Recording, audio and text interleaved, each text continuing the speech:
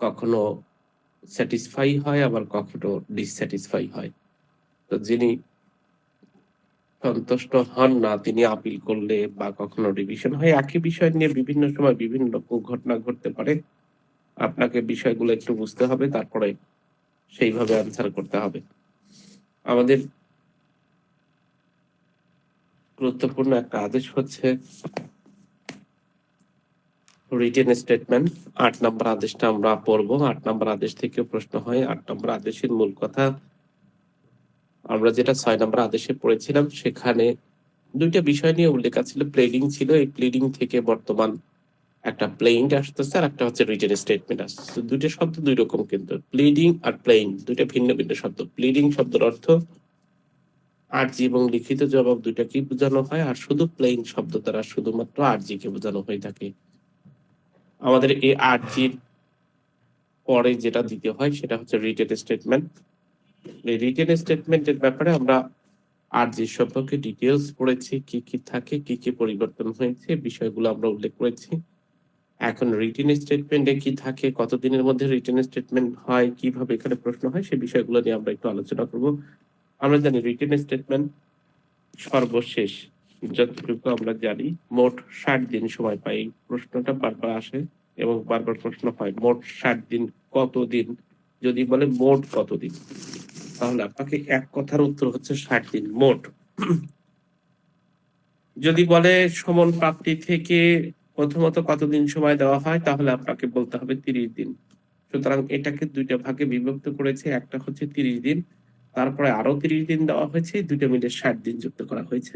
So written statement বা জবাব দাখিলের জন্য বিবাদীকে সময় দেওয়া হয় হচ্ছে ৬০ দিন। এখন যদি আপনাকে প্রশ্নটা উল্টা করে দেয়, রিটেন স্টেটমেন্টের জন্য বাদীকে সময় দেওয়া হয় ৬০ দিন, কিন্তু সরকারকে কতদিন দেওয়া হয়, এরকম যদি প্রশ্ন করে,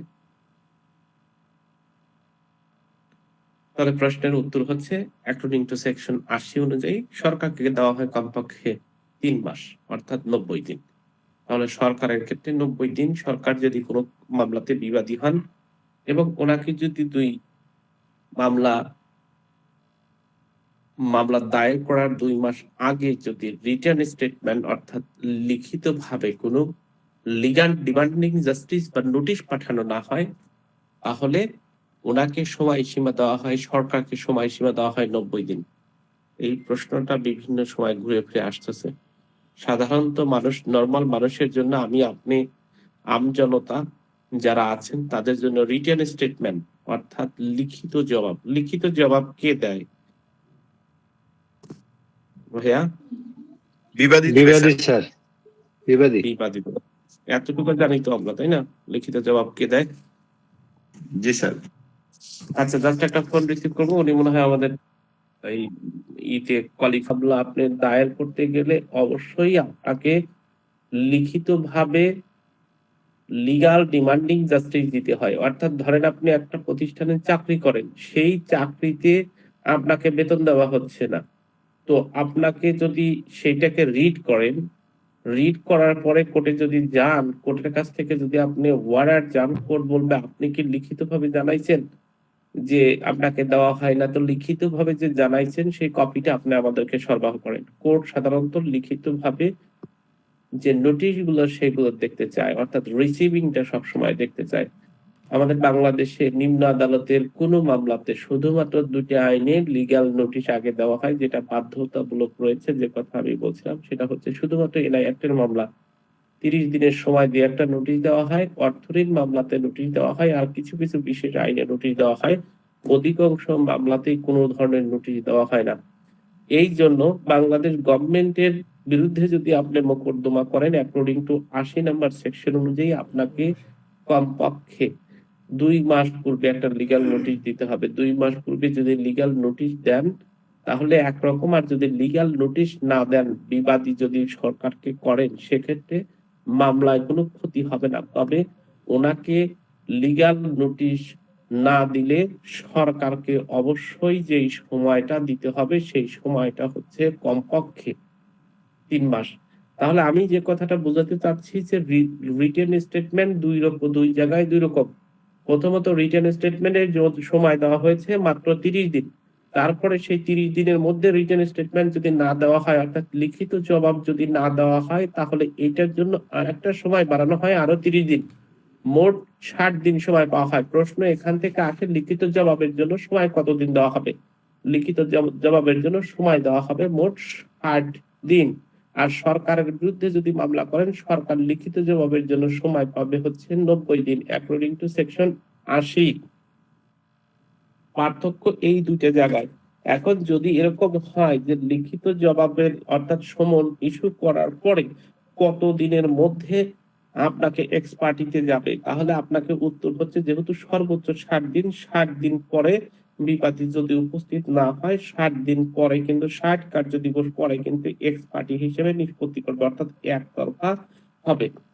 একতরফা আদেশের বিরুদ্ধে বিবাদী এই ধরনের প্রশ্ন কিন্তু আপনাকে দেখেন এইভাবে কিন্তু প্রশ্ন করে নাই, কিন্তু আপনাকে প্রশ্ন করতেই পারে যে কতদিন পরে একতরফার জন্য যদি বিবাদী নোটিশ দেওয়ার পরে উপস্থিত না হয়, কতদিনের মধ্যে আপনাকে এক্স পার্টি ডিগ্রি দেওয়া হবে।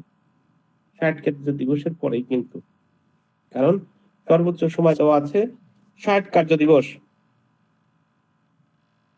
আচ্ছা, আপনার এই 60 কার্য দিবসের মধ্যে লিগ্যাল নোটিশ না দিয়ে সরকারকে দেওয়া হয় 90 দিন, অর্থাৎ তাহলে সরকারের বিরুদ্ধে যদি রিটেন স্টেটমেন্ট হয় তাহলে 90 দিন।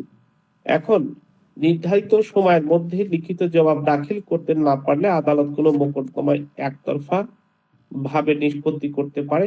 একতরফা নিষ্পত্তির সিদ্ধান্ত আপিলযোগ্য আদেশ, যে কথা আমরা বলছি যে ওই যে 25টা যে আদেশ আছে, 25টা 43 নাম্বার আদেশের 25টা আদেশ আছে, সেখানের মধ্যে নাই।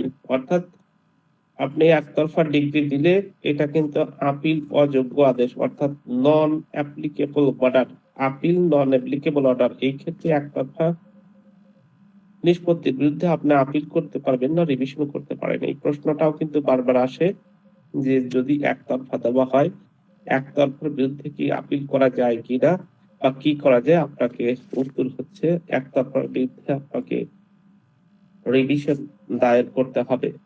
তো এখান থেকে এই ধরনের কিছু প্রশ্ন আসে। এখন পর্যন্ত রিটেন স্টেটমেন্টের জন্য সবচেয়ে গুরুত্বপূর্ণ হচ্ছে কতদিনের মধ্যে রিটেন স্টেটমেন্ট দেওয়া হবে, সরকারের বিরুদ্ধে কতদিনের মধ্যে রিটেন স্টেটমেন্ট দেওয়া হবে, রিটেন স্টেটমেন্ট না দিলে কি হবে, রিটেন স্টেটমেন্ট যদি একতরফা হয় সেখানে কি করতে হবে, রিভিশন করতে হবে। এখন থেকে যতগুলো প্রশ্ন এখানে বিভিন্ন সময় এসেছে, সেগুলোর মধ্যে এই প্রশ্নগুলোই সবচেয়ে বেশি ইম্পর্টেন্ট। সেটা হচ্ছে দেখবেন বিজিএস 12তম বিজিএস থেকে এসেছিল কতদিনের মধ্যে দিতে হবে, 60 দিন। লিখিত জবাব নোটিশ ছাড়া সরকারের বিরুদ্ধে কতদিনের মধ্যে মামলা দায়ের করতে হবে, এই কথা আমি কিছুক্ষণ আগেই বললাম, 90 দিন বা 3 মাস। কোন ব্যক্তির বিবাদী পক্ষ তার লিখিত জবাব দাখিল করতে সর্বোচ্চ সময়সীমা কত পান, উত্তর ওই একই, 2013 সালে এসেছিল 2 মাস। তো এখান থেকে কিন্তু যতগুলো প্রশ্ন এখান থেকে করেছে, কতদিনের মধ্যে সময়সীমা সম্পর্কে সবচেয়ে বেশি প্রশ্ন করেছে। আরেকটা বিষয় হচ্ছে খুব ইম্পর্টেন্ট কথা, সেটা হলো 5 নাম্বার। আপনাকে আর কিছু আদেশ বিধি আছে, যে বিধিগুলো একটু ভালোভাবে মনোযোগ দিয়ে পড়তে হবে। এখান থেকে প্রশ্ন আসে, আপনাকে নতুন তথ্য অবশ্যই স্পষ্টভাবে, যদি নতুন তথ্য অবশ্যই স্পষ্টভাবে জবাব দিতে হবে। বিধি 2 বলা আছে, আমাদের এটা বেশি ইম্পর্টেন্ট না, ইম্পর্টেন্ট হচ্ছে 5 বিধি আপনাকে পড়তে হবে। 8-এর 5 খুবই ইম্পর্টেন্ট, সেটা হলো আরজিতে প্রত্যেকটি অভিযোগ, আরজিতে যা যা বলা আছে সবকিছু আপনাকে অস্বীকার করতে হবে, সুস্পষ্টভাবে অস্বীকার করতে হবে। সুস্পষ্টভাবে যদি অস্বীকার না করেন তাহলে কোর্ট বুঝে নেবে যে আপনি স্বীকার করেছেন, সুতরাং সেই স্বীকার উপরে ভিত্তি করে কিন্তু কোর্ট রায় দিতে পারে। তবে বিবাদীকে অবশ্যই সুস্পষ্টভাবে অস্বীকার করতে হবে। এই ধরনের প্রশ্ন একটা এসেছিল, আরজিতে উল্লেখিত বক্তব্য লিখিত ভাবে যদি সুস্পষ্টভাবে অস্বীকার না করা হয়, সেক্ষেত্রে বিধান কি, বিবাদী স্বীকার করেছে বলে গণ্য করা হবে, যে যেই অভিযোগগুলো দায়ের করা হয়েছিল সেই অভিযোগ অনুযায়ী উনি স্বীকার করেছেন বলে ধরে নেওয়া হবে। এই জায়গা থেকেও কিন্তু প্রশ্ন খুব গুরুত্বপূর্ণ একটা প্রশ্ন হিসেবে আমাদের এই প্রশ্ন থেকে আসে। বারবার এই প্রশ্ন থেকে 5 নাম্বার বিধি থেকে প্রশ্ন আসে, আরজির বিবৃতি অভিযোগ লিখিত জবাবে সুস্পষ্টভাবে অভিযোগ না থাকলে সেক্ষেত্রে কি হবে, অবশ্যই স্বীকার করেছেন বলে গণ্য করা হবে। ওই শুধুমাত্র 8 নাম্বার বিধি থেকে 8 নাম্বার আদেশ থেকে 5 নাম্বার বিধি থেকে সবচেয়ে বেশি প্রশ্ন করেছে। আর 8 নাম্বার আদেশের 1 নাম্বার বিধি থেকে কতদিনের মধ্যে নোটিশ দিতে হবে, কতদিনের মধ্যে সরকারের বিরুদ্ধে কতদিন এবং সাধারণ মানুষ কতদিন সর্বোচ্চ পায়, যদি না হয় কি হয়, এই প্রশ্নগুলো বেশি আসে। আর একটা প্রশ্ন এখানে সবচেয়ে বেশি আসে, সেটা হচ্ছে সেট আপ কোথায় আছে, সেট আপ কি, সেট আপ কোন কোন ক্ষেত্রে মোকদ্দমার ক্ষেত্রে প্রযোজ্য হয়। একটা জিনিস মনে রাখবেন, যেখানে সেট আপ লেখা থাকবে SETOFF অফ, সেট আপ যেখানেই লেখা থাকবে তার প্রথম প্রধান কন্ডিশন হলো সেট আপ হইতে হলে অবশ্যই টাকার মামলা হইতে হবে, অর্থের মোকদ্দমা হইতে হবে। অর্থের মোকদ্দমা ছাড়া কখনো সেট আপ হবে না। অবশ্যই অর্থ পুনরুদ্ধারের সংক্রান্ত মোকদ্দমা হইতে হবে এবং দাবিকৃত টাকা অবশ্যই নির্ধারিত হইতে হবে এবং আইনসঙ্গত ভাবে আদায় করতে হবে। অর্থাৎ সেট আপ হলো আপনি একজনের কাছে কিছু টাকা পান, 10,000 টাকা পান, আপনার বিরুদ্ধেও বিবাদী 5,000 টাকা বা 3,000 টাকা পায়, তো তিনিও ওই মামলাতে ওই লিখিত বর্ণনার মাধ্যমে দায় পরিশোধ চেয়ে কোর্টের কাছে আবেদন করতে পারে। Particularly set up to be given in the written statement, অবশ্যই একেবারে সুস্পষ্ট ভাবে উল্লেখ করবে। সেই ক্ষেত্রে আদালত তার দাবিটাকে পূরণ করে বাকিটার জন্য অর্ডার দিতে পারে। এখান থেকেও খুব প্রশ্ন হয়। তাহলে রিটেন স্টেটমেন্ট থেকে যতগুলো প্রশ্ন আমরা পাইলাম, যে প্রশ্নগুলো আমরা পাচ্ছি সেটা হচ্ছে নির্ধারিত সময়ের মধ্যে যদি লিখিত জবাব না দাখিল করা হয়, আদালত মোকদ্দমাটা একতরফা অর্থাৎ এক্স পার্টি হিসেবে ডিসপোজাল করতে পারে। আদালতের এই একতরফা সিদ্ধান্তের বিরুদ্ধে বিবাদীর করণীয় বা পদক্ষেপ কি, এই প্রশ্ন আসলে উত্তর হচ্ছে রিভিশন দায়ের করবে। এটা আপিল অযোগ্য আদেশ। সো খুব গুরুত্বপূর্ণ প্রশ্ন, এই প্রশ্নটা হচ্ছে হটকেক। কি করবে, এটা হলো হটকেক। 8-এর 1 থেকে প্রশ্ন আসবে কতদিনের মধ্যে সর্বোচ্চ লিখিত জবাব দাখিল করতে হবে, সর্বোচ্চ 60 কার্য দিবসের মধ্যে লিখিত জবাব দাখিল করতে হবে। 8-এর 10 থেকে প্রশ্ন হওয়ার সম্ভাবনা খুবই বেশি। 8-এর 10(9) বিধি অনুযায়ী আদালত কর্তৃক নির্ধারিত সময়ের জন্য অতিরিক্ত জবাব দাখিল যদি ব্যর্থ হয়, রায় ঘোষণা করে দিতে পারে আদালত। মানে যেই অতিরিক্ত আরো রিটেন স্টেটমেন্টের জন্য যদি দেওয়া হয়, তাহলে যদি সেটাকে নির্ধারিত সময়ের মধ্যে না দেওয়া হয়, তাহলে কিন্তু আদালত রায় করতে পারে। তবে এইটা 8 নম্বর আদেশের 10 নম্বর বিধি, এটা আপিলযোগ্য আদেশ। এখান থেকে কিন্তু প্রশ্ন হয় 8 নম্বর আদেশের 10 নম্বর বিধি হচ্ছে আপিলযোগ্য আদেশ, অর্থাৎ 43 নম্বর আদেশ অনুযায়ী কিন্তু এটাকে আপিল হয়। সব প্রত্যেকটি প্রশ্নতে একটা প্রশ্ন, দুইটা প্রশ্ন, তিনটা প্রশ্ন পাবেন, কোনটাতে আপিল হচ্ছে, কোনটাতে রিভিশন হচ্ছে, কোনটা রিভিউ হচ্ছে। সুতরাং ওই 25টার দিকে আমাদেরকে বেশ খেয়াল রাখতে হবে। 43 নম্বর আদেশের 25টার দিকে খুব বেশি খেয়াল রাখতে হবে। একই সাথে 115-র 1, 2, 3 সবচেয়ে বেশি খেয়াল রাখতে হবে। কখন আমরা কোথায় কিভাবে রিভিশন করছি সে বিষয়গুলো আমাদেরকে খেয়াল করতে হবে। আমাদের প্রশ্ন আসে, যে কথা বললাম, যে রিটেন যে প্রশ্ন বারবার আসতেছে যে সেট আপ সম্পর্কে একটা প্রশ্ন, যে কথা আমি বললাম যে সেট আপ সম্পর্কে কোন মামলা সিভিল প্রসিডিউরের কত নাম্বার 8 নাম্বার আদেশের কত নাম্বার রুলে সেট আপ সম্পর্কে বলা আছে। 6 কিন্তু সেট আপ সম্পর্কে বলা আছে সেট আপ কোন মামলার ক্ষেত্রে প্রযোজ্য হয়, শর্ত মোকদ্দমা, নিষেধাজ্ঞার মোকদ্দমা, নাকি বন্টন মোকদ্দমা, নাকি অর্থের মোকদ্দমা। শুধুমাত্র অর্থ সংক্রান্ত মোকদ্দমাতেই সেট আপের বিধান রয়েছে। লিখিত জবাব দাখিল করার পরেও দাবি সমন্বয়, দাবি ব্যতীত আরো যদি অনুমতি নিয়ে, ঠিক আছে, আদালতের কাছে প্রয়োজন মনে হলে তো অতিরিক্ত জবাব দেওয়ার জন্য সুযোগ পাবেন।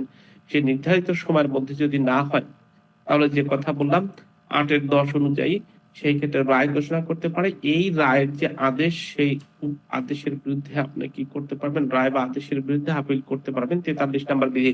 তো 8 থেকে নির্ধারিত প্রশ্ন, এর বাইরে থেকে প্রশ্ন হওয়ার সম্ভাবনা খুবই কম, খুবই কম।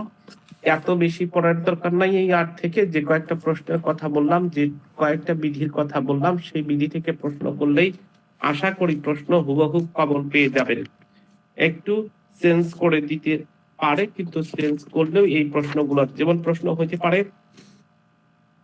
যখন বিবাদীর দাবি বাদীর দাবি অতিক্রম করে তখন সেই দাবিকে কি বলা হয়, এরকম যদি প্রশ্ন করে, আমরা শুধু পড়ছি সেট আপ, অর্থাৎ বাদী দাবি করবে 10,000 টাকা, বিবাদী দাবি করবে 5,000 টাকা।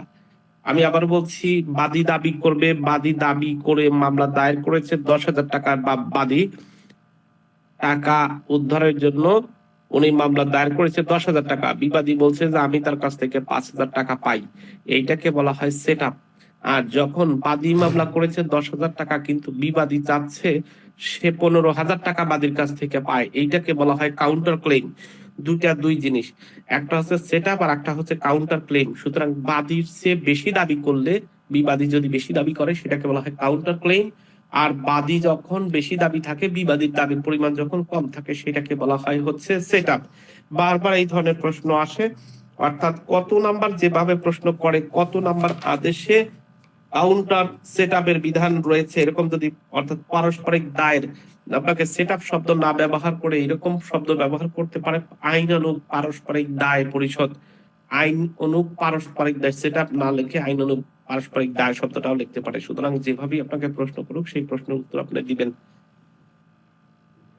লিখিত জবাব বিবাদের দাবি করতে পারে কি, কাউন্টার ক্লেমও করতে পারে এবং আপনাকে সেট আপও করতে পারে। যে কথা বললাম কাউন্টার ক্লেম এবং সেট আপের মধ্যে পার্থক্যটা কি, অর্থমকর্ত ভাই শুধু সেট আপ কার বিরুদ্ধে দাবি করা যায়, শুধুমাত্র বাদীর বিরুদ্ধেই কিন্তু সেট আপ করা যায়, বিবাদীর বিরুদ্ধে করা যায় না। বাদী এবং বিবাদী উভয়ের বিক্রি বা সাক্ষীর বিরুদ্ধে করা যায় না, শুধুমাত্র বাদীর বিরুদ্ধে করা যায়। সেট আপ শুধুমাত্র বাদীর বিরুদ্ধে করা যায়। সেট আপ মোকদ্দমার বিবৃতি কখন ক্লেম করতে হয়, রিটেন স্টেটমেন্ট অর্থাৎ মোকদ্দমার প্রথম শুনানির দিকেই কিন্তু সেট আপ করতে হয়, অর্থাৎ পারস্পরিক দায় পরিশোধ করা যাবে যদি দাবিকৃত অর্থের পরিমাণ কখন হয়, সুনির্দিষ্ট হয়, অনির্দিষ্ট বা অর্ধেক বা অনির্ধারিত হলে কিন্তু হবে না। অর্থাৎ পারস্পরিক দায় তখনই পরিশোধ হবে যখন দাবির পরিমাণটা সুনির্দিষ্ট হবে, শব্দটা বলা হয়েছে সুনির্দিষ্ট হবে। সুতরাং আপনার রিটেন স্টেটমেন্টের জন্য এতটুকুই যথেষ্ট। আমরা এই শব্দগুলো কিন্তু সব সময় মনে রাখতে হবে, কি কি শব্দ কোথায় কোথায় ব্যবহার করছি, কোথায় কোথায় শব্দগুলো ইউজ হচ্ছে, সেই বিষয়গুলো। আমাদের গত পরীক্ষায় আমার সফলতা হচ্ছে আগের গুলো বাদ, আমি গত বছরের ব্যাচ থেকে এই বছর আলহামদুলিল্লাহ দেখা যাক এখন পর্যন্ত হয়তো বা ওই ব্যারিস্টার গুলো সহ 10 জনের মতন অ্যাডভোকেট নতুন করে আমাদের যুক্ত হইতে পারে, যেটা আমার ইচ্ছা আছে সারা বাংলাদেশে কমপক্ষে প্রত্যেকটি বারে 10 জন করে থাকবে। এক সময় ইনশাল্লাহ দোয়া করবেন এবং পাশে থাকবেন, প্রত্যেকটি বারে যেন আমি 10 জন করে কমপক্ষে অ্যাডভোকেট তৈরি করতে পারি, এটা আমার স্বপ্ন। জানি না কতদিন সময় লাগবে, তবে আপনাদের চাচ্ছিলাম যে বিষয়গুলো আমাদেরকে খেয়াল রাখতে হচ্ছে। কিছু কিছু শব্দ আমাদেরকে একেবারে রেগুলার মনে রাখতে হচ্ছে, সেট আপ কি, কাউন্টার ক্লেম কি, বাদী বিবাদীর প্রতি কখন ধুমায়া নিজে নিজে বলতে থাকবেন, কখন স্ট্রাইক আউট করা হয়, কখন নন জয়েন্ডার মিড জয়েন্ডার হয়, কখন কখন দেখেন আপনাদের মানে মাঝে মাঝে মানে একেবারে কথা বলতে লজ্জা লাগে। এই ব্যাচে আপনাদের সাথে অনেকে আছে যারা রেজাল্ট পাস করে ভাইবা, ভালো ভাইবা দিয়ে বসে আছে, রেগুলার ক্লাস করে। আপনি জানেন এরকম 3-4 জন রেগুলার ক্লাস করে, শেখার জন্য, বোঝার জন্য, কথা শোনার জন্য। যারা রিটেন পরীক্ষা দিয়েছে ভাইবা ভালো দিয়েছে, অথচ যারা এখন পর্যন্ত রিটেন স্টেটমেন্টের বাংলা হচ্ছে লিখিত জবাব অনেককে জিজ্ঞেস করলে পারে তারা অ্যাবসেন্ট থাকে। চিন্তা করেন মানে কতটা মানুষ বোকা হলে এরকম হয়। লিখিত জবাবের পরে তাহলে আমাদের নেক্সট কথা হচ্ছে পার্টির উপস্থিত অনুপস্থিত। এখান থেকে একেবারে হটকেক, একেবারে বলা যায় যে হটকেক এই যে আপনার appearance of the parties and consequence of non-appearance, মানে বাদী বা বিবাদী বা পক্ষগণের উপস্থিত অনুপস্থিতির ফলাফলটা কি, এখান থেকে প্রশ্ন হয় প্রত্যেক বছরই। পিড়িতেও প্রশ্ন হয়, রিটার্নে প্রশ্ন হয়, বিভিন্ন ভাবে প্রশ্ন হয়। আমাদের শনিবারে মনে হয় একটা পরীক্ষা নেওয়ার কথা আমাদের মামুন ভাই বলেছেন, আপনারা পরীক্ষা অ্যাটেন্ড করবেন। আগামী সপ্তাহ থেকে মামুন ভাইয়ের জায়গায় জাহাঙ্গীর আলম ভাই, উনি লিমিটেশন অ্যাক্ট নিয়ে আপনাদের সাথে আবারও কথা বলবেন। আর আমি তো কন্টিনিউ আপনাদের সাথে আছি যতক্ষণ পর্যন্ত চালানো যায়, তারপরে আমরা বুঝে দেখবো যে স্পিডের ছুটি কখন কিভাবে দেওয়া যায়, সেই বিষয়টা আমরা খেয়াল রাখবো। এখন হয়তো বা যে কোনো সময় একটা রেজাল্টের জন্য দাবি হচ্ছে, অর্থাৎ একটা পক্ষের রেজাল্ট হয়তো দিয়ে দিতে পারে, এই পক্ষগুলোর মানে যাদের রিভিউ হয়েছে তাদের রেজাল্টটা তো আবার ভাইবা নিতে হবে, দেন তাদের রেজাল্টটা হবে। কিন্তু কেউ কেউ চাচ্ছে যে রিভিউ রেজাল্ট এবং আগে যাদের ভাইবা হয়েছে দুটি একসাথেই রেজাল্ট হোক, সেক্ষেত্রে ভাইবা দেওয়ার পরে রেজাল্ট হবে। আর একটা গ্রুপ চাচ্ছে, ইভেন তো একটা আন্দোলনও হচ্ছে যে মানে আগে যারা ভাইবা দিয়েছে অলরেডি বার কাউন্সিলে, তাদের রেজাল্টটা ঈদের আগেই দিয়ে দিবে।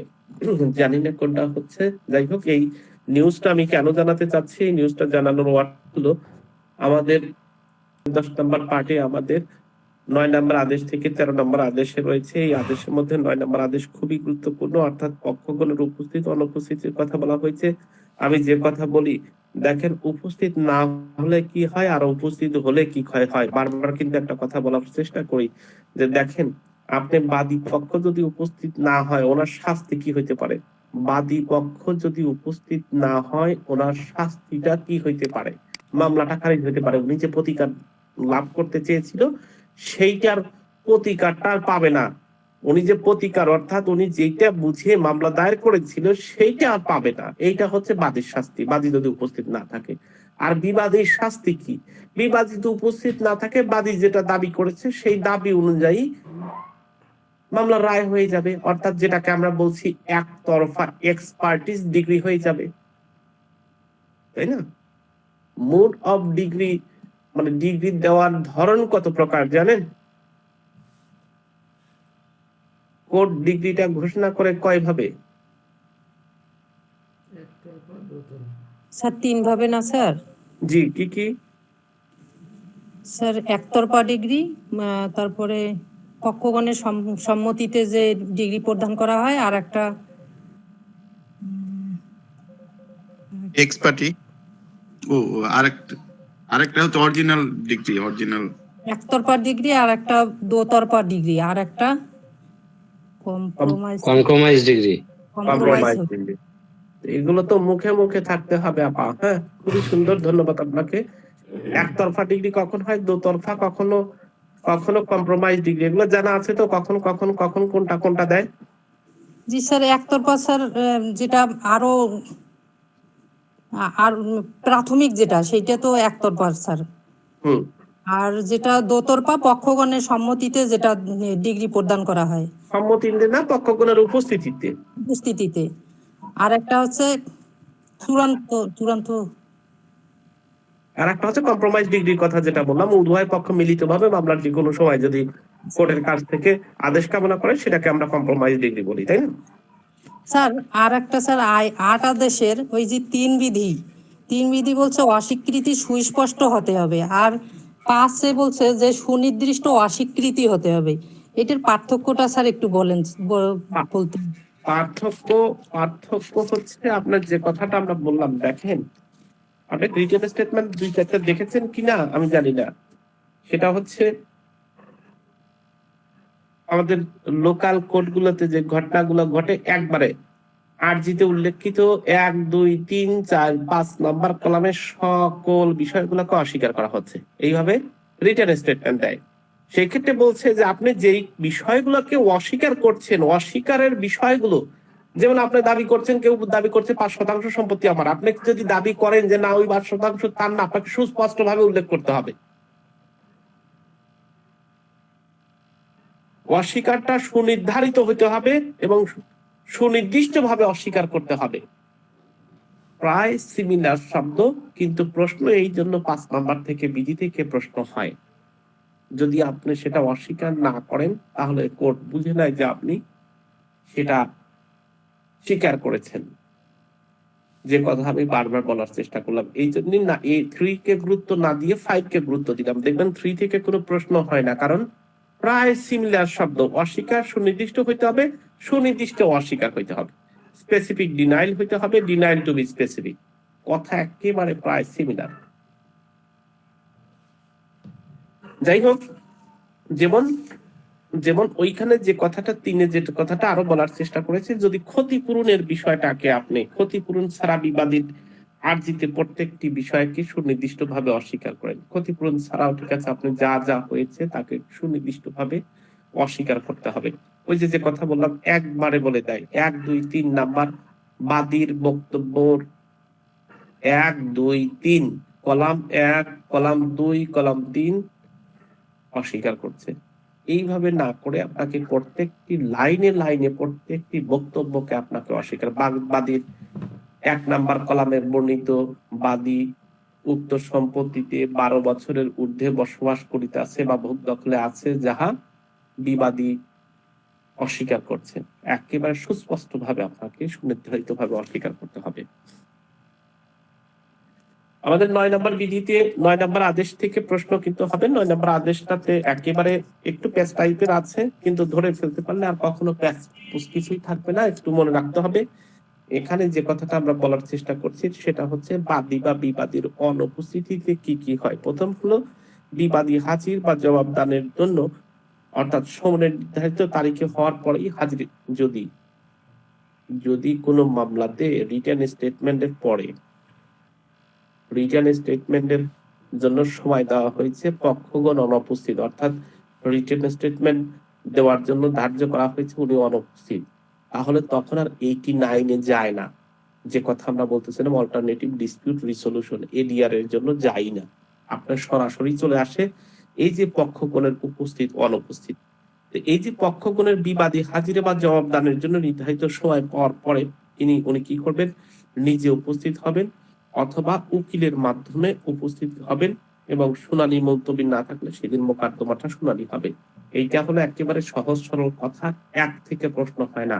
9-এর 2, 3, 4 এখান থেকে প্রশ্ন হয়। 2-এর হলো বাদী কর্তৃক খরচ প্রদানের অপরগতার জন্য সমন যদি না জারি হয়, সমন দেওয়ার জন্য বাদীকে একটা খরচ প্রদান করতে হয়। যেই খরচগুলো হচ্ছে যেমন কোর্ট ফি দিতে হয় বা পোস্টাল চার্জ দিতে হয়, 10 টাকা 20 টাকা এই টাইপের খরচ। এইগুলো যদি না দেওয়ার কারণে সমন জারি সঠিকভাবে না হয়ে আসে, তাহলে এই মোকদ্দমাটা আদালত খারিজের আদেশ দিতে পারে। তবে সমন জারি না হলেও বিবাদী নিজে যদি উপস্থিত হয় তাহলে কিন্তু মোকদ্দমাটা খারিজ হয় না। সুতরাং 9 নাম্বার আদেশের 2 নাম্বার বিধি থেকে প্রশ্ন হচ্ছে কি, যদি পোস্টাল চার্জ প্রয়োজনীয় খরচ পদ্ধতি, যেটাকে বলা হচ্ছে নেসেসারি এক্সপেন্ডিচার, অর্থাৎ সমন not serve two consequence of the parties fail to the pay off cost, অর্থাৎ সামান্য প্রকৃতির যে সময় যে কষ্টের কথা বললাম যে কোর্ট ফি অথবা পোস্টাল চার্জ অথবা প্রয়োজনীয় পোস্টাল চার্জ যদি না দেওয়া হয় তাহলে কিন্তু মোকদ্দমাটা খারিজ হতে পারে। এখান থেকে প্রশ্ন আসে। 9 নম্বর আদেশের 2 নম্বর বিধি থেকে কিন্তু প্রশ্ন আসবে। 3 নম্বর বিধি থেকে আরো গুরুত্বপূর্ণ, কোন পক্ষই বাদীও নাই বিবাদীও নাই, দুইজনের কোনো পক্ষই উপস্থিত নাই, মামলার টাকা হয়েছে, দুইটা পক্ষের কোনো পক্ষই উপস্থিত নাই, তাহলে মোকদ্দমাটা খারিজের আদেশ দিয়ে দেওয়া হবে। অর্থাৎ 9 নম্বর আদেশের 2 নম্বর বিধিতেও খারিজ হয়ে যাবে। তাহলে 2 নম্বর আদেশেও 2 নম্বর বিধিতেও খারিজ হচ্ছে, 3 নম্বর বিধিতেও খারিজ হচ্ছে। এই যে 2 এবং 3-এ যে খারিজ হচ্ছে, যদি খারিজ হয়েই যায় তখন করণীয় কি, সেই করণীয় সম্পর্কে 4 নম্বর বিধিতে বলা আছে। বাদী নতুন করে মোকদ্দমা দায়ের করতে পারে বা মোকদ্দমাটা নথিতে পূর্ণ বহাল করার জন্য আদেশ চাইতে পারে। এই যে 2 এবং 3, অর্থাৎ 2-এ পোস্টাল চার্জ দিল না, 3-এ হচ্ছে বাদী বিবাদী উভয় অনুপস্থিত, এই কারণে যদি মোকদ্দমাটা খারিজ হয় তাহলে নতুন করে মোকদ্দমা দায়ের করতে পারবে এবং খারিজ আদেশ রহিত করার জন্য 30 দিনের মধ্যে 163 নাম্বার অনুচ্ছেদ অনুযায়ী ডিরেক্ট রহিত করার জন্য আবেদন করতে পারবে। সুতরাং 2 বাদী কোর্ট ফি যদি না প্রদান করেন, সমন যদি জারি না হয়, তাহলে মামলাটা ডিসমিস করে দেওয়া হবে। প্রতিকার হলো বাদী নতুন করে মোকদ্দমা করবে, বাদী মোকদ্দমা খারিজের আদেশের বাতিল আবেদন করতে পারবে, যেটা আমাদের কোথায় বলা আছে, 9 নম্বর আদেশের 4 নম্বর বিধিতে বলা আছে। আর একটা বিষয় হলো 5 নম্বরে কথা বলা আছে, বিনা জারিতে সমন যদি ফেরত আসে। আপনি সমন পাঠাইছেন, ঠিকানা ভুল, এমনও দেখেছি যে বিবাদীর নাম লিখেছে, পোস্ট অফিস লেখে নাই, লিখেছে ধরেন রাহুলিয়া, উল্লাপাড়া, সিরাজগঞ্জ, এরকম লিখছে। এখন এই যে পোস্ট অফিস, এই রাহুলিয়া গ্রাম খুঁজে বের করবে কোথায়? পোস্ট অফিস লিখতে হবে, পোস্টাল কোড লিখতে হবে, তা না হলে খুঁজে বের করবে, তখন ওই সমনগুলো রিটার্ন চলে আসে। অথবা আপনি যে সমনটা ইস্যু করছেন সেই গ্রামেই ওই লোক বসবাস করে না, একটা ভুয়া একটা ঠিকানা ব্যবহার করা হয়েছে। বিনা জারিতে, এরকম ভাবে যদি বিনা জারিতে সমন ফেরত আসে, তাহলে বাদীকে নতুন করে যেই সমস্ত ত্রুটি, অর্থাৎ ধরেন পোস্ট অফিস লেখা নাই, থানার কথাটা ঠিক মতো লেখা নাই, এটাকে ঠিক করে অথবা নতুন কোনো ঠিকানাতে, এটাকে বলা হয় তদবির। যে কোনো ধরনের আপনাকে কাজ করতে হবে, 1 মাসের মধ্যে বাদী নতুন করে সমন দিতে যদি ব্যর্থ হন, তাহলে মোকদ্দমাটা খারিজ হয়ে যাবে। তাহলে আমরা কোথায় কোথায় খারিজ পাইলাম দেখেন, খুব গুরুত্বপূর্ণ। 2 নম্বরে আমি আবারও একটু ব্যাক করছি, 2 নম্বর আদেশে আপনি 9 নম্বর আদেশে 2 নম্বর বিধিতে পাবেন, অর্থাৎ বাদীর দোষ কি, আপনার সমন জারি করার জন্য প্রয়োজনীয় সংখ্যক যেই পরিমাণ ফি দিতে হয়, ফি দিতে হয় সেটা দেন নাই, এই জন্য খারিজ হবে। 3 নাম্বার বিধিতে বলছে যে বাদী বিবাদী উভয় মামলা শুনানির জন্য ডাকা হয়েছে, বাদী বিবাদী উভয়ই মামলাতে অনুপস্থিত, তাহলে সেই ক্ষেত্রেও মামলাটা খারিজ হয়ে যাবে। এই ক্ষেত্রে আপনাকে 9 নাম্বার আদেশের 4 নাম্বার বিধিতে বলছে যদি মোকদ্দমা এইভাবে খারিজ হয়ে যায় তাহলে নতুন করে মোকদ্দমা দায়ের করতে পারবে, ওই একই মামলাটা নতুন করে দায়ের করতে পারবে, অথবা ওই মামলাটাকে নতুন করে মিস কেস করে, যেটাকে বলা হয় মিস কেস করে, অনেকেই শব্দটাকে ব্যবহার করে সানি মোকদ্দমা। এই সানি মোকদ্দমা করে মিস কেস বা সানি মোকদ্দমা যে যেভাবেই বলুক, অথবা এই মামলাটাকে বলা হয় পুনরুদ্ধারের জন্য, পূর্ণ বহাল করার জন্য, মোকদ্দমাটাকে করার জন্য আপনি ওই একই কোর্টে আবেদন করতে পারবেন মোকদ্দমাটাকে পূর্ণ বহাল করতে। সেক্ষেত্রে সর্বোচ্চ সময়সীমা হচ্ছে 30 দিন। তামাদি আইনের 163 নাম্বার অনুচ্ছেদ থেকে প্রশ্নটা খুব বেশি আসে যে যদি আর্জি খারিজ করে দেওয়া হয় সেক্ষেত্রে কত দিনের মধ্যে পূর্ণ বহালের জন্য আবেদন করতে হবে। 30 দিনের মধ্যে আবেদন করতে হবে তামাদি আইনের 163 নাম্বার অনুচ্ছেদ অনুযায়ী। আর একটা হলো, এই যে আপনি সমন আসলেই ইস্যু করেছেন, পোস্টাল ফিউ দিয়েছেন, কিন্তু সমনটা গড় জারি হয়ে ফেরত আসছে। কিছু কিছু শব্দ আইনের শব্দ আসতে হবে। গড় জারি মানে কি, মানে যেটা জারি হয় নাই এটাকে বলা হয় গড় জারি। আপনাকে কোর্টে বলবে না যে সমনটা জারি হয় নাই, এই শব্দটা না ব্যবহার করে আপনাকে বলবে গড় জারি হয়েছে। গড় জারি মানে সমনটা জারি হয় নাই। যদি সমনটা জারি না হয়, কি কারণে সমনটা জারি হয় নাই, এই জন্য আপনাকে ওইটাকে ঠিকঠাক করে 30 দিনের মধ্যে আপনাকে নতুন করে আবার সমন ইস্যু করতে হবে। SUMMON সমন। এই সমন বাংলাও সমন, ইংলিশেও সমন। তবে এখন যে নতুন বিধান রাখা হয়েছে, সমনটা জারি করা খুব সহজ, কারণ এখন মোবাইল নাম্বার দেওয়ার কথা বলা হয়েছে। যদি মোবাইল নাম্বার দেওয়া হয়, কোর্ট থেকে পেশকারকে 100 টাকা দিলে ভাই তুমি একটা মেসেজ দাও, মেসেজের স্ক্রিনশট দাও, আমি নিয়ে যায় কোর্টে জমা দিচ্ছি, তাহলে সমনটা কিন্তু জারি হচ্ছে। সুতরাং মোকদ্দমা খারিজ হওয়ার ভয়টা এখন ইদানিং কম। এখন এই যে 2, 3 এবং 5-এ মোকদ্দমা দায়ের করলেন, মোকদ্দমাটা খারিজ হলো, এই যতগুলো 2 বললাম, 3 বললাম, 5 বললাম, এগুলো সবগুলোই কিন্তু আপিল অযোগ্য আদেশ। আপনি কোনোটাতেই কি করতে পারবেন না, আপিল করতে পারবেন না। যেহেতু আপিল করতে পারবেন না, যেই জায়গায় যেই সমস্ত আদেশের বিরুদ্ধে আপিল করা যায় না, সেই সমস্ত আদেশের বিরুদ্ধে 115 নাম্বার সেকশনের 2 অনুযায়ী এই আদেশগুলোর, অর্থাৎ সহকারী জজ, সিনিয়র সহকারী জজ, যেটাকে আমরা বলি সিভিল জজ, সিনিয়র সিভিল জজ এবং যুগ্ম জেলা জজ, এগুলোর বিরুদ্ধে সব সময় আপনি জেলা জজের কাছে রিভিশন করতে পারবেন। আবার ওখানে যদি রিভিশনে ফেল মারেন, তাহলে এই রিভিশনের এগেইনস্টে সেকেন্ড রিভিশনের বিধান আছে হাইকোর্ট ডিভিশনে 115 কততে 4 উল্লেখ আছে। সো এই যে 3টা বললাম, সেই 3টা বা 4টা বললাম, সেই 4টা তো বুঝতে পেরেছেন। খুবই গুরুত্বপূর্ণ একটা কথা বলেছি। নাম্বার 1, আমি আবারও একটু স্মরণ করে দেওয়ার চেষ্টা করছি, বারবার বলছি যে এখান থেকে কিন্তু রিটেনে প্রশ্ন পাবেন, এখান থেকে পিডিতে প্রশ্ন পাবেন, এখান থেকে বিভিন্ন ভাবে প্রশ্ন পাবেন। সো আপনাকে রিটেন স্টেটমেন্টের জন্য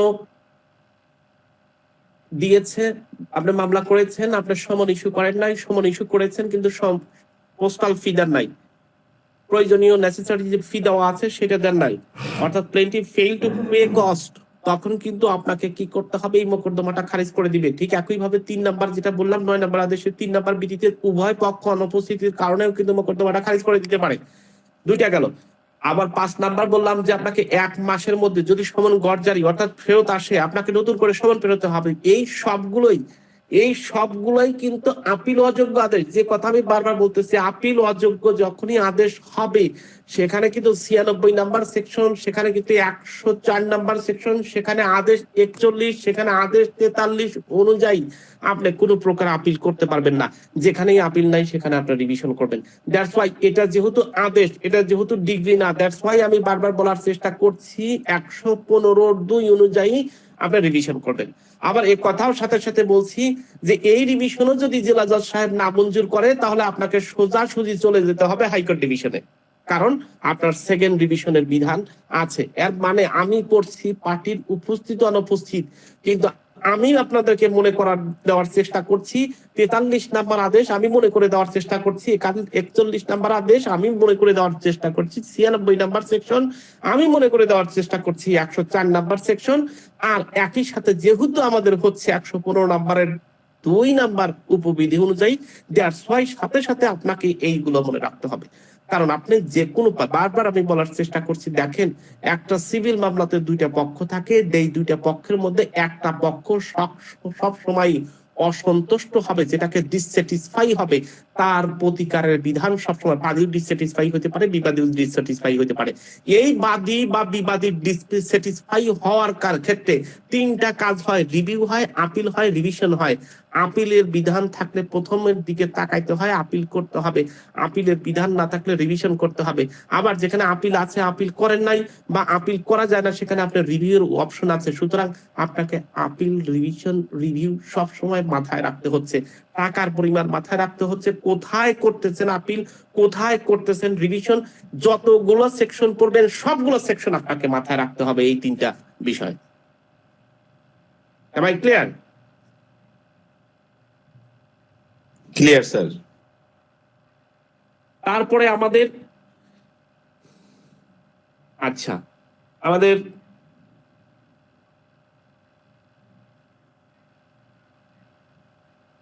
একটা এই বিধি 8 থেকে প্রশ্ন করে, বিধি 8 থেকে কি প্রশ্ন করে, ওই যে একটা জায়গায় আপনি সেকশন যখন 12 পড়বেন তখন দেখবেন কিছু কিছু মামলা করতে বার আছে, নতুন করে মোকদ্দমা করতে বার আছে, অর্থাৎ বিবাদীর অনুপস্থিত থাকার কারণে মোকদ্দমা শুনানির জন্য ডাকা হয়েছে, সেখানে বাদী অনুপস্থিত থাকলে বাদীর দাবি সম্পূর্ণ বা আংশিক অংশ মেনে নিয়ে কিন্তু সেক্ষেত্রে কোর্ট রায় ঘোষণা করতে পারে। যেক্ষেত্রে বলা হচ্ছে যে 9 নাম্বার আদেশের 9 নাম্বার বিধিতে দেখবেন যে বাদীর ত্রুটির ফলে বিবাদীর ডিগ্রি নতুন করে মোকদ্দমার ক্ষেত্রে বাধা, যে কথা বললাম সেকশন 12 সাথে এটা একেবারে রিলেটেড।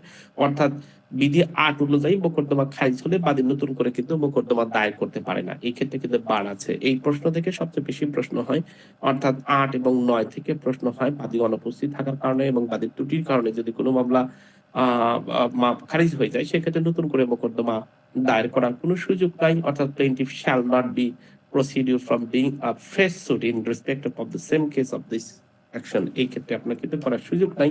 সেই ক্ষেত্রে খারিজ আদেশ রদ্দহিত করানোর জন্য আপনি কি করতে পারেন, একটা দরখাস্ত দিতে পারেন, অর্থাৎ সেটারও সময়সীমা দেওয়া হয়েছে 30 দিন, ওই 63 নাম্বার সেকশন অনুচ্ছেদ 63 থেকেই। সুতরাং এই জায়গা থেকে প্রশ্ন সবচেয়ে বেশি হয়। আর যে জায়গা থেকে প্রশ্ন হবে সেটা হচ্ছে একতরফা। এই যে বাদী অনুপস্থিত বা বাদীর ত্রুটির কারণে মামলা যদি খারিজ হয়ে যায়, সেক্ষেত্রে ডিরেক্ট আপনাকে সেট অ্যাসাইডের জন্য আপনি কি করতে পারেন, মোকদ্দমা করতে পারেন। বাদী মোকদ্দমার নতুন করে মোকদ্দমার সুযোগ না দেওয়া হলে সেট অ্যাসাইডের জন্য সর্বোচ্চ অনধিক 1000 টাকা জরিমানা দিয়ে খরচ আদেশ দিয়ে কিন্তু উনি মামলাটাকে নতুন করে চালু করতে পারেন। কিন্তু যে কথা বলছিলাম আমরা যে 6 নম্বর অর্থাৎ এই 9 নম্বর আদেশের 6 নম্বর বিধিতে বিবাদী যদি অনুপস্থিত থাকে এবং মামলাটা যদি একতরফা হয়ে যায়, সেক্ষেত্রে 13 নম্বর বিধান রয়েছে, বিবাদীর বিরুদ্ধে যদি একতরফা দেওয়া হয়, এক্সপার্টিস ডিগ্রি দেওয়া হয়, সেক্ষেত্রে বিবাদী এই ডিগ্রিতে এক্সপার্টিস রদ্দহিত করানোর জন্য আবেদন করতে পারবেন। সেক্ষেত্রে সময়সীমা দেওয়া হয়েছে 1 মাস পর্যন্তই, অর্থাৎ 30 দিন। 64 নম্বর 164 নম্বর অনুচ্ছেদ অনুযায়ী আর ডিরেক্ট সেট অ্যাসাইডের জন্য আবেদন করতে পারবেন। সেক্ষেত্রে সর্বোচ্চ জরিমানা দিতে হবে হচ্ছে অনধিক 3000 টাকা পর্যন্ত জরিমানা দিয়ে আপনি সেট অ্যাসাইডের জন্য আবেদন করতে পারবেন। এখন যে কথাটা বলছি আমি, যে কথাটা আপনাকে সবসময় মনে রাখতে হচ্ছে সেটা হলো প্রত্যেকটি পক্ষ বিপক্ষের সন্তুষ্ট অসন্তুষ্ট বিধান রয়েছে। এবং ধরেন এই যে খারেজ আদেশের আপনার সরাসরি রদ্দহিতকরণের আবেদন করলেন, আপনার আবেদনটা যদি মঞ্জুর বা প্রত্যাখ্যান হয়, মঞ্জুর হলো বা প্রত্যাখ্যান হলো যেটাই হোক না কেন, সেটার বিরুদ্ধে আপনার রিভিশন দায়ের করবেন। অর্থাৎ 9 নাম্বার বিধির ক অনুযায়ী আপনাকে রিভিশন দায়ের করতে হবে। এছাড়াও খারিজ আদেশের যদি 9 নাম্বার বিধি অনুযায়ী খারিজ আদেশের বিরুদ্ধে বাতিলের আবেদন যদি করেন, আবেদন যদি প্রত্যাখ্যান হয়, সেক্ষেত্রে আপনি 43 আদেশ অনুযায়ী আপনি কি করতে পারবেন, আপিল করতে পারবেন। আর আবেদন মঞ্জুর হলে রিভিশন করা যাবে। এই জায়গা থেকে কোথায় রিভিশন কোথায় আপিল হচ্ছে সেই দিকে আপনাকে খেয়াল রাখতে হবে। সো আমাদেরকে যে বিষয়টাকে একটু আবার যদি মনে করে দিই, 9 নম্বর আদেশের 6 নম্বর বিধি হচ্ছে বিবাদীর অনুপস্থিতির কারণে সবসময় একতরফা হয়, এর প্রতিকার রয়েছে 13 এবং 13 ক। আর বাদীর ত্রুটির জন্য যেটা 8 নাম্বার বিধি বলছি, বাদীর ত্রুটির কারণে বিবাদী যদি কিছু অংশ স্বীকার করে নেয় সেইটুকু পর্যন্ত জাজমেন্ট হইতে পারে বা ডিগ্রি হইতে পারে, আর না স্বীকার করলে মামলাটা খারিজ হয়ে যায়। সেক্ষেত্রে আপনাকে 9 নাম্বার অর্থাৎ 9 নাম্বার আদেশের 9 নাম্বার বিধি অনুযায়ী বলেছে আপনি সরাসরি কোনো মোকদ্দমা নতুন করে করতে পারবেন না, তবে সেটা সাইড করতে পারবেন। 1000 টাকা জরিমানা দিয়ে আপনি নতুন করে সেটা সাইড করতে পারবেন, যেটাকে আমরা বলছি বিবিধ বা সানি মোকদ্দমা করে আপনাকে সেটা সাইড মোকদ্দমা করে ওই মামলাটাকে পূর্ণবহাল করতে পারবেন। এক্ষেত্রে নতুন করে কিন্তু নাম্বার পড়ে না, আগের মামলার নাম্বারটাই চলমান থাকে। তবে যদি আপনি নতুন করে মোকদ্দমা দায়ের করার সুযোগ থাকে, সেক্ষেত্রে কিন্তু আপনার আগের মামলার নাম্বার থাকে না, নতুন করে মামলার নাম্বার পড়ে যায়। সুতরাং আমাদের 8 এবং 9 নাম্বার আদেশে যেই সমস্ত বিধির কথা বললাম সেখান থেকে প্রশ্ন হচ্ছে, এবং 9 নাম্বার বিধি হচ্ছে সবচেয়ে ইম্পর্টেন্ট একটা বিধি। এই বিধি থেকে রিটেন প্রশ্ন, এই বিধি থেকে পিডি প্রশ্ন, এই বিধি থেকে বিভিন্ন ধরনের প্রশ্ন করে থাকে। সুতরাং এখান থেকে একটু গুরুত্বের সাথে পড়তে হবে এবং একটু গুরুত্বের সাথে আমাদেরকে দেখতে হবে। আমি যে কথাটা বলছিলাম যে আমাদের পড়া একটু ধরা একটু বেজে যাচ্ছে, আমরা পড়া ধরতে যে দেখতেছি যে সময় আমাদের কথা বলতে বলতে সময় শেষ হয়ে গেছে, এবং আমরা বেশ কিছু পড়া দিয়ে রাখছি, দ্বন্দ্ববিধি দিয়ে রাখছি।